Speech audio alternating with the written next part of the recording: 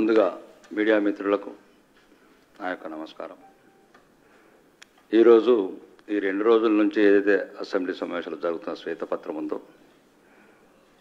ఇదంతా ఒక ప్లానెడ్గా ప్రజలని ప్రిపేర్ చేయడానికి గత ప్రభుత్వము ఒక చిప్ప ఇచ్చిపోయింది. ఆ చిప్పని ఎలా చూపించాలి, సినిమా స్కోప్లో చూపించాలా అంటే ప్రజల్ని ఒక మానసికంగా ప్రిపేర్ చేస్తున్నారు. ఇది ఇప్పుడున్న ప్రస్తుత ప్రభుత్వంలో ఉన్న పెద్దలు కావచ్చు, అందరూ చాలామందికి ఈ విషయం తెలుసు.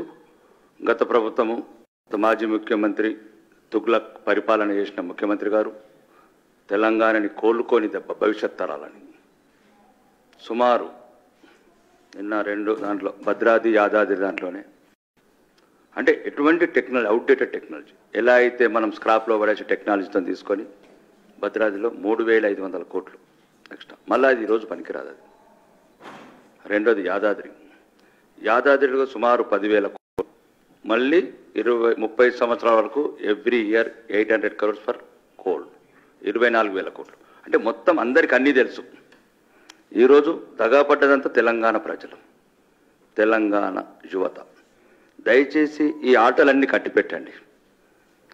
ఇంకా జరిగిన ధ్వంసాన్ని విధ్వంసాన్ని పూర్తి చేయాలంటే అందరూ అన్ని పార్టీల వారు ఐకమత్యంగా ఉండి ఏదైతే 1,400 మంది బిడ్డలు ఆత్మార్పణ చేసుకున్నారో ఈ 6Gలు ఏమంటారు, 6 గ్యారెంటా, 8 గ్యారెంటా, 18 గ్యారెంటా, ముఖ్యంగా ప్రధానంగా తెలంగాణ కోరుకున్నది యువత, ఉద్యోగాలు. దయచేసి ప్రాధాన్యత క్రమంలో ముందు యువతకు ఉద్యోగాలు ఇవ్వండి. ఒక స్పెషల్ వెహికల్స్ టాస్క్ ఫోర్స్ పెట్టండి. ఏదైతే February 1 నాడు మెగా డిఎస్ చేస్తామన్నారో అది వేయండి. మిగతా 2 లక్షల ఉద్యోగాలు ఇమ్మీడియట్లీ విత్ ఇన్ 3 monthsలో కంప్లీట్ ఆల్ పార్టీస్తో ఒక కమిటీ క్రియేట్ చేసి ఒక డైనామిక్ ఆనెస్ట్ ఆఫీసర్స్ని ఒక కమిటీకి ఏర్పరిచి ఈ 3 నెలల్లో మాత్రం ఫస్ట్ మీరు 2,50,000 మంది బిడ్డలకు ఉద్యోగాలు ఇవ్వండి, తెలంగాణ బిడ్డలకు.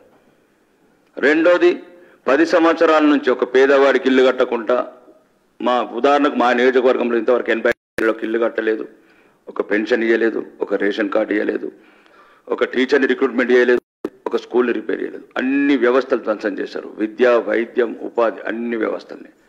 ప్రాధాన్యత క్రమంలో ముందు పేదవాళ్ళకి ఇల్లు కట్టించండి. చాలుగా ఈ శ్వేతపత్రాలు చూసుకోవడానికి రాసుకోవడానికి కూడా పనికిరావు. ఉన్న అప్పులు ఏమిటి పోవు, ఆదాయం ఎలా పెంచుకోవాలి, ఈ వనరులు ఎట్లా సమకూర్చుకోవాలి, ఈ విద్యార్థులకు ఎలా ఇమ్మీడియట్లీ ఉద్యోగాలు ఇవ్వాలి, పేదవాళ్లకు ముందు ప్రాధాన్యత క్రమంలో ఇల్లు కట్టివ్వాలి. మా ప్రభుత్వం కూడా సెంట్రల్ ప్రభుత్వం మా కిషన్ రెడ్డి గారు రాష్ట్ర అధ్యక్షులు చెప్పినట్టు ప్రధానమంత్రి ఆవాస్ యోజన కింద ఎన్ని లక్షల ఇళ్ళు అయినా మీరు ప్రపోజల్స్ పంపండి, మేము సెంట్రల్ గవర్నమెంట్ రెడీగా ఉన్నామని. కాబట్టి దయచేసి ఈ దీని ముందు ఉపాధి, ఎందుకంటే తెలంగాణ ఏర్పడ్డదే ఉద్యోగాల గురించి, ఏదో పారిశ్రామికవేత్తల గురించో లేకపోతే ఆ మాఫీ తర్వాత వేయండి. ఫస్ట్ పిల్లలకు మాత్రం కంపల్సరీ ఉద్యోగాలు ఇవ్వండి. ఇంకా ఆటలు కట్టి పెట్టండి.